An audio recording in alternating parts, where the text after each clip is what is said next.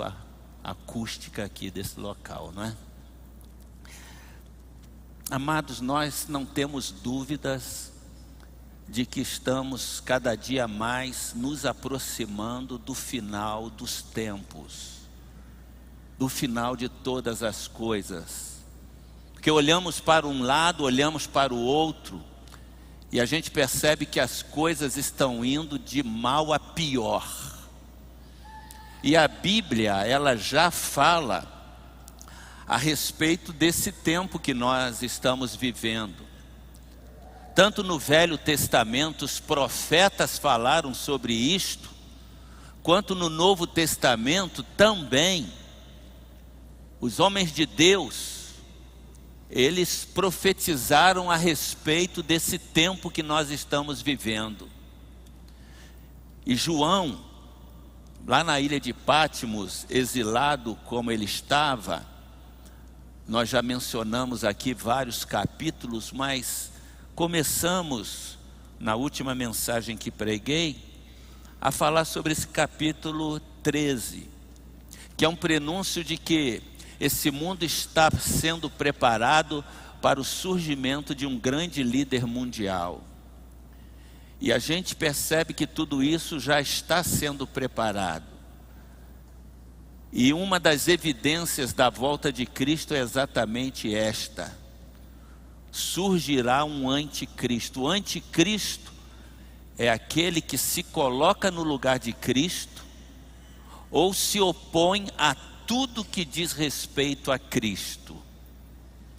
E João, ele estava ao mesmo tempo falando para aqueles crentes daqueles dias que estavam sob forte perseguição do Império Romano, assim como ele fala para nós nos dias de hoje.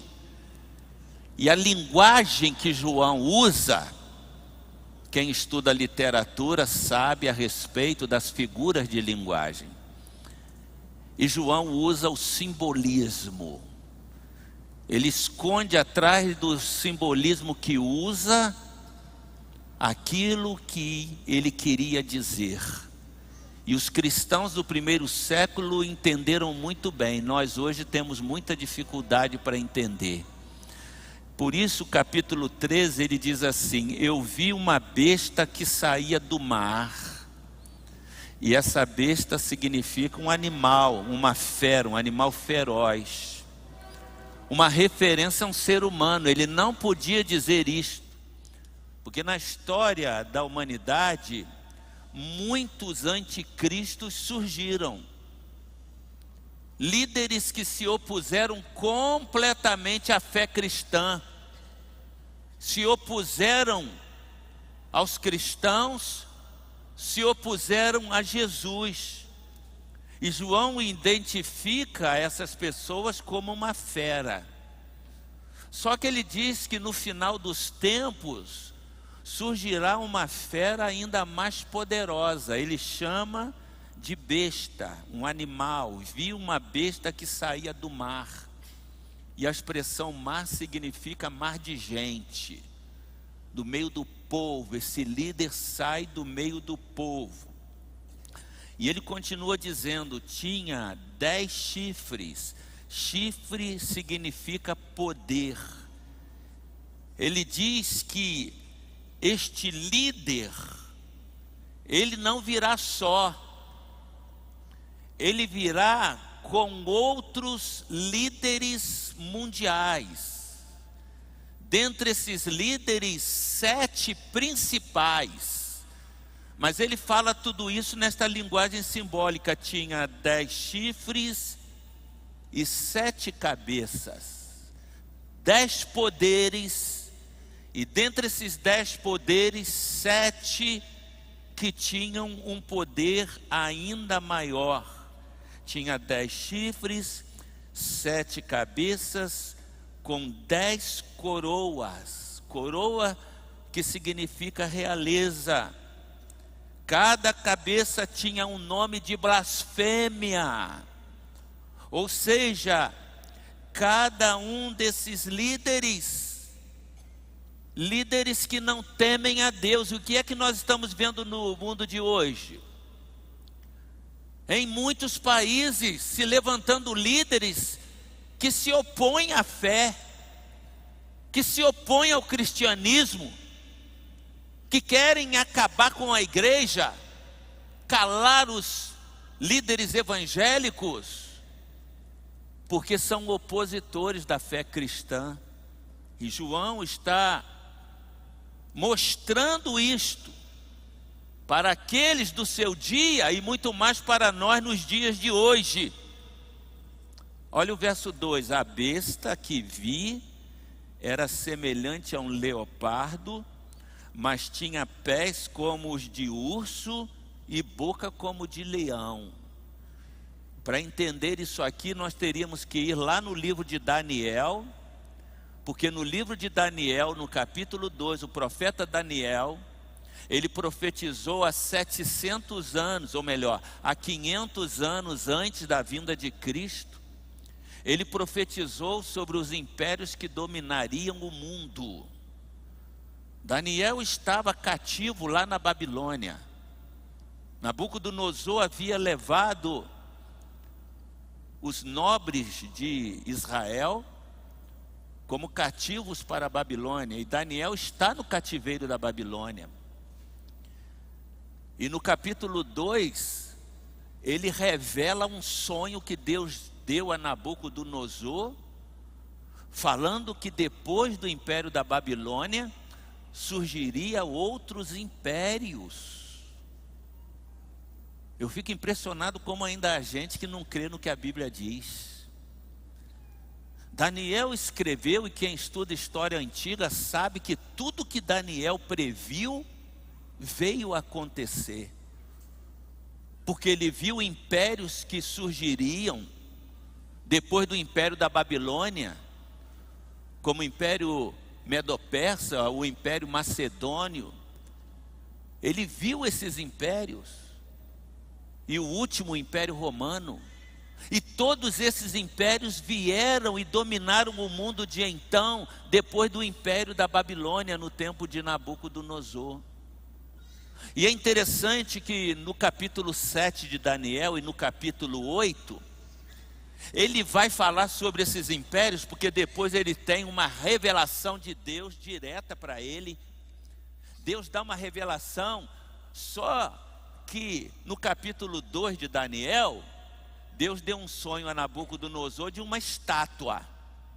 E aquela estátua significava os impérios que surgiriam. Já nos capítulos 7 e 8, Deus dá a Daniel uma visão, mostrando para ele animais ferozes que viriam para dominar o mundo. E esses animais eram comparados ao leopardo, ao leão, ao urso. Impérios poderosos. E aqui, João agora, 95 anos no primeiro século, ele vê que esse líder que vai surgir no mundo, ele virá com poder tão grande como se fosse a união de todos aqueles impérios poderosos que já passaram na face da terra.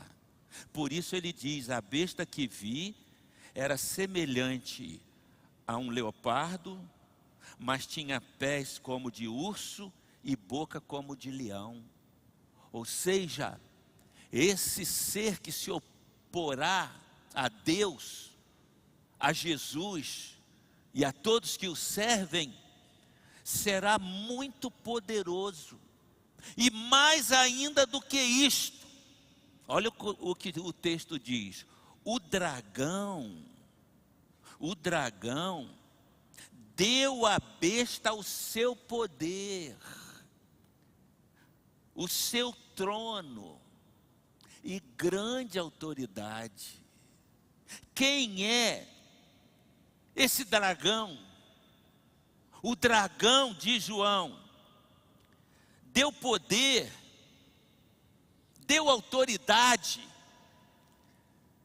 para que esse líder mundial, esse opositor de Cristo, governe com todo o poder. E isso está no capítulo 12 do livro de Apocalipse. Se você ler no capítulo 12 do livro de Apocalipse, você verá esta menção: o dragão, um símbolo de Satanás, que João vai dizer, é a antiga serpente, que lá no Éden derrubou o primeiro casal. É o mesmo que se opôs diante de Jesus para matá-lo. E esse opositor, chamado de anticristo, virá com toda autoridade, todo poder, porque o dragão, Satanás, vai oferecer o seu trono a ele.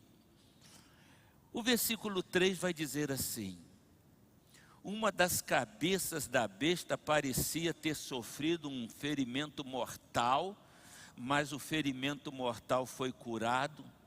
O mundo todo ficou maravilhado e seguia a besta. Essa é uma referência a alguns desses poderes que virão com o anticristo. Vai perder o seu poder, como se tivesse sido ferido de morte, mas depois vai retomar o seu poder novamente. O cenário está todo sendo preparado.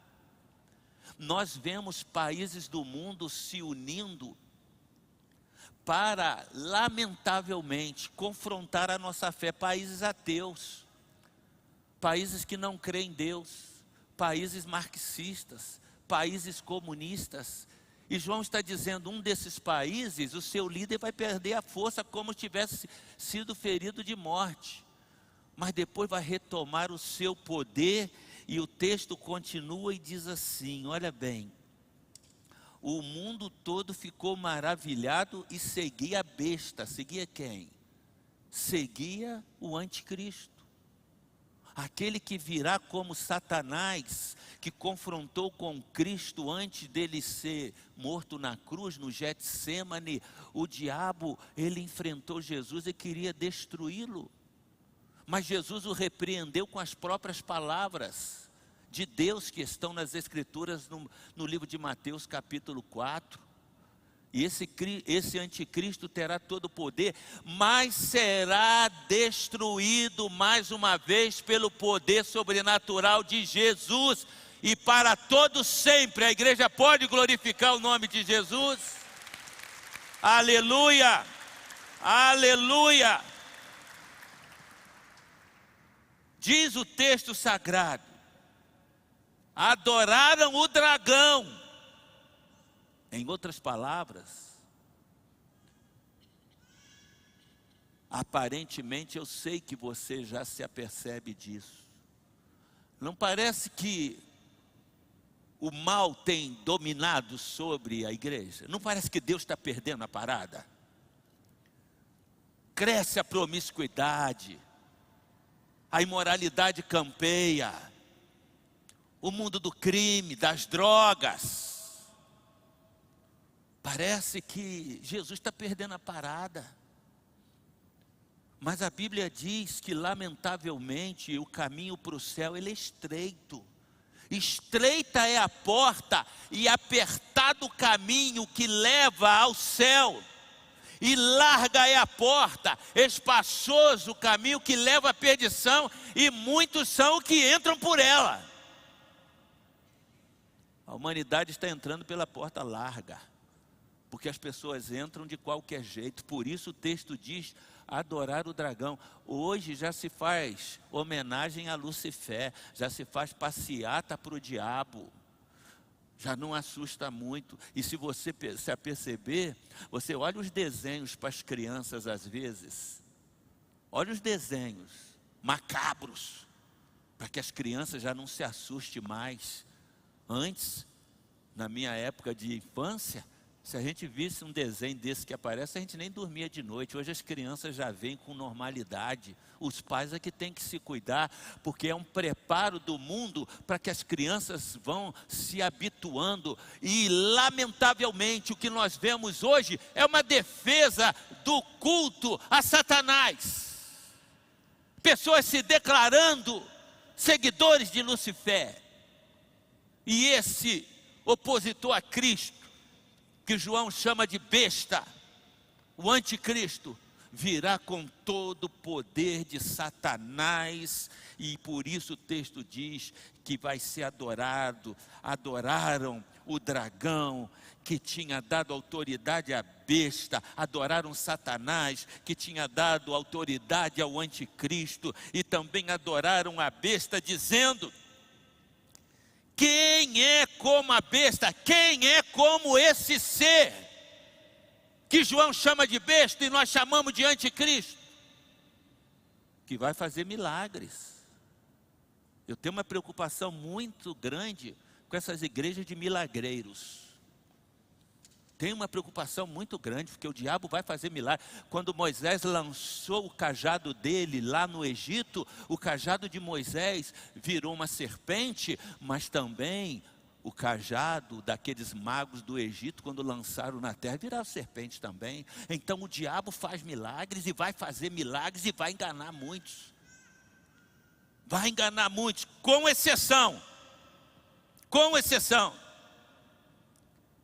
Adorar o dragão, que tinha dado autoridade à besta, e também adoraram a besta, dizendo: quem é como a besta? Quem pode guerrear contra ela? A besta, a este líder, foi dada uma boca para falar palavras arrogantes e blasfêmias, e lhe foi dada autoridade para agir durante 42 meses. Olha como o texto, ele mostra com clareza que este é o período da grande tribulação, que Daniel menciona no seu livro.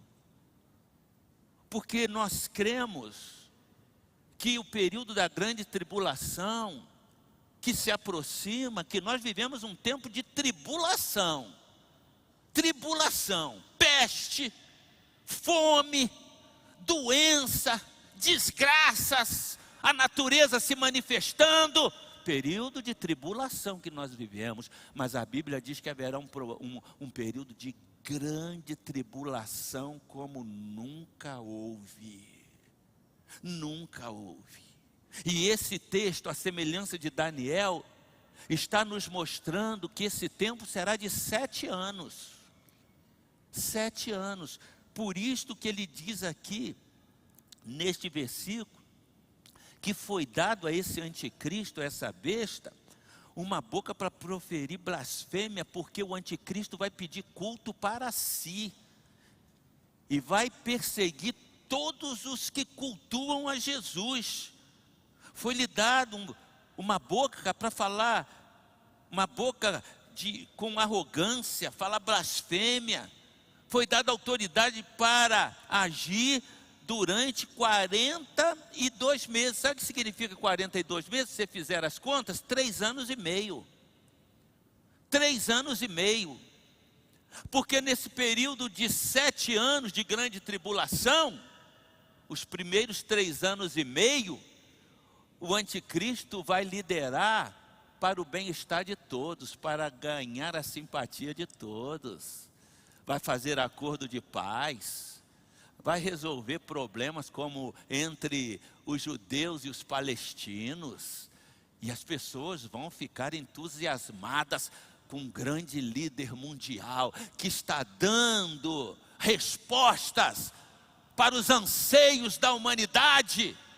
Vai ser um tempo de paz. Por isto, o apóstolo Paulo diz em 1 Tessalonicenses 5, 1 Tessalonicenses 5, os versículos iniciais, Paulo diz: pois que quando estiverem dizendo que paz, que segurança, então lhes sobrevirá repentina destruição, porque será uma paz forjada por este opositor de Cristo, por esse que vai pedir culto para si. Ele abriu a boca para blasfemar contra Deus, amaldiçoar o seu nome, o seu tabernáculo. Por isso eu creio na reconstrução do templo de Jerusalém. Para mim, o templo de Jerusalém será reconstruído, o terceiro templo. E o anticristo vai se assentar no templo e vai pedir culto para si. E é por isso que o texto está dizendo que ele amaldiçoou tudo que diz respeito a Deus, o seu nome, o seu tabernáculo, os que habitam nos céus. Foi-lhe dado poder para guerrear contra os santos e vencê-los.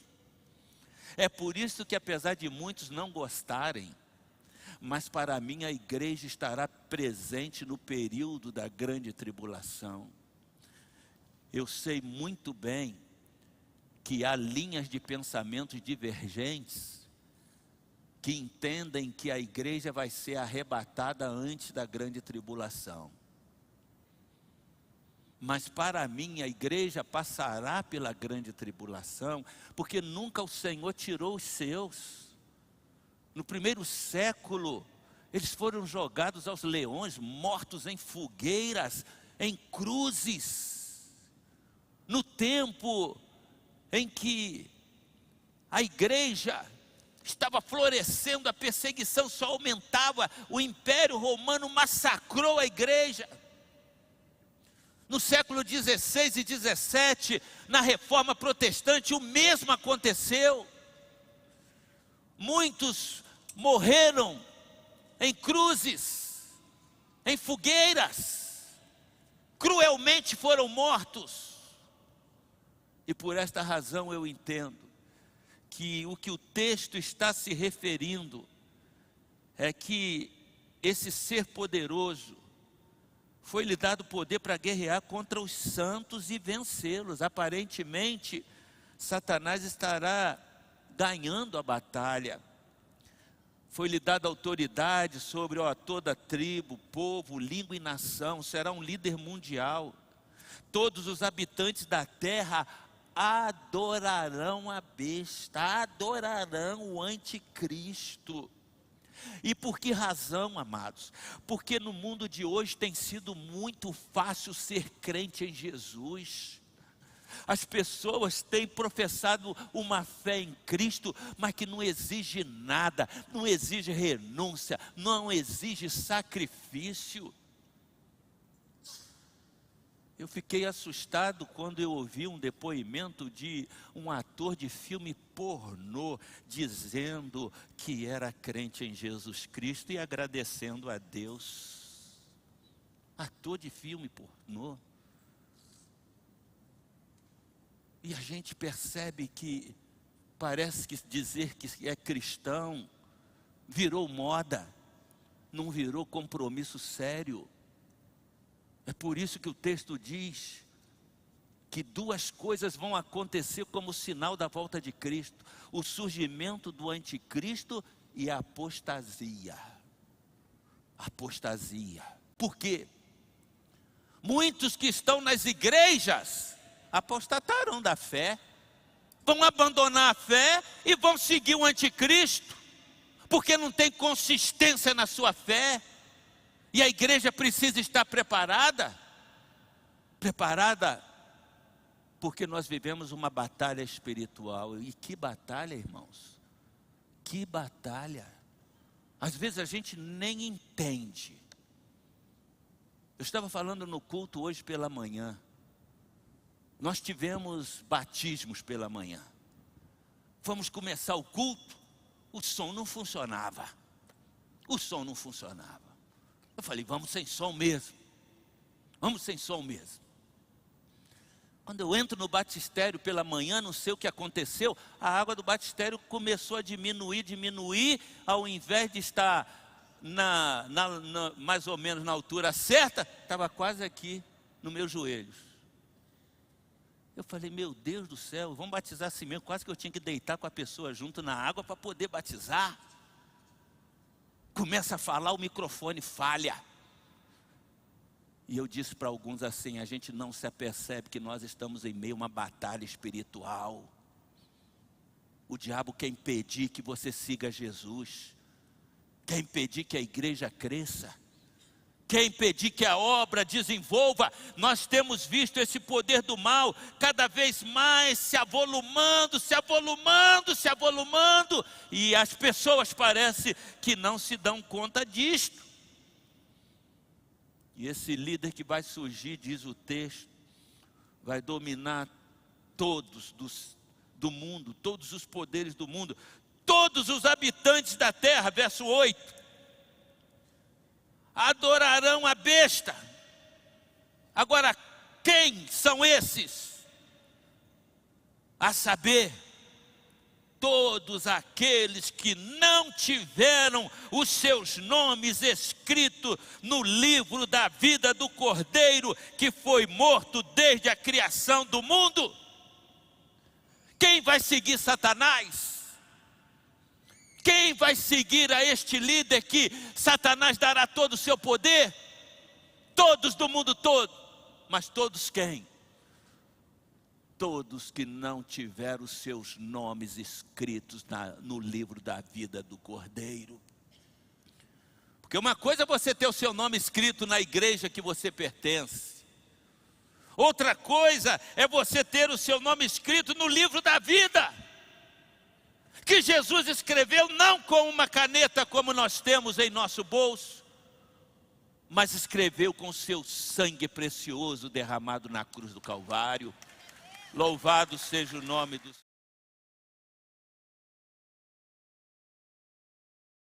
Isso muito grande, diz Pedro, não foi com prata nem ouro que fomos comprados, mas com o precioso sangue de Jesus Cristo derramado na cruz do Calvário.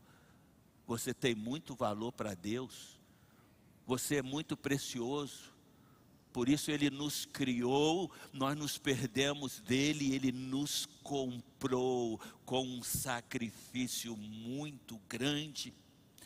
E eu quero concluir essa mensagem com esse verso 9, que diz assim: aquele que tem ouvidos, ouça. Aquele que tem ouvido, ouça. Ele não está falando dos nossos ouvidos físicos, porque nós não somos apenas matéria, nós somos seres espirituais. E assim como temos ouvidos físicos, olhos físicos, nós temos ouvidos espirituais, nós temos olhos espirituais. Olhos espirituais para ver, além dos olhos físicos, o que está acontecendo no mundo, o cenário todo sendo preparado, e ouvidos espirituais para ouvir as advertências da palavra de Deus. Precisamos nos comprometer com Jesus com mais seriedade. Comprometimento, de fato comprometimento. Não podemos ser apenas participantes. Nós temos que ser comprometidos. E eu quero terminar dizendo para você. Eu já usei essa expressão uma vez e eu sempre me esqueço. Mas eu creio que o nome certo é bife a cavalo. Alguém já comeu bife a cavalo? Já comeu bife a cavalo? Sabe o que é bife a cavalo ou não? Ou tem outro nome? Bife a cavalo, geralmente aquele que você corta aquele pão, vai dar até fome em alguns aí, ó. Aquele pão de sal, você corta ele no meio, tá certo? Você põe ovo, você põe um bife, você põe bacon. Hã? Deu até para salivar, não deu? Aquele pão quentinho de sal, você frita um ovo, você põe um pedaço de carne boa, filé mignon, você põe uns pedaços de bacon. Nós temos 3 composições, não temos? O boi deu a carne, o porco deu a carne, deu o bacon E a galinha deu o ovo. Quem está comprometido num bicho a cavalo? Quem está comprometido? A galinha? O boi, ou a vaca, né? E o porco. Que para você comer a carne do boi, ele teve que morrer. Para comer o bacon, o porco teve que morrer. A galinha só pôs o ovo, ela é participante. Mas ela não deu a vida. Há muitos crentes nos dias de hoje que são participantes, mas não estão comprometidos. Quando a gente está comprometido, amados, a gente dá a vida. A gente dá o sangue. Por uma única razão. Jesus está tão comprometido com a gente que Ele deu o seu sangue na cruz do Calvário para perdoar todos os nossos pecados. Por mais pervertida que a pessoa tenha sido, por pior que ela se julgue, se arrepender dos seus pecados e decidir entregar a vida a Jesus, sabe o que Jesus diz? Dos teus pecados eu nunca me lembrarei mais.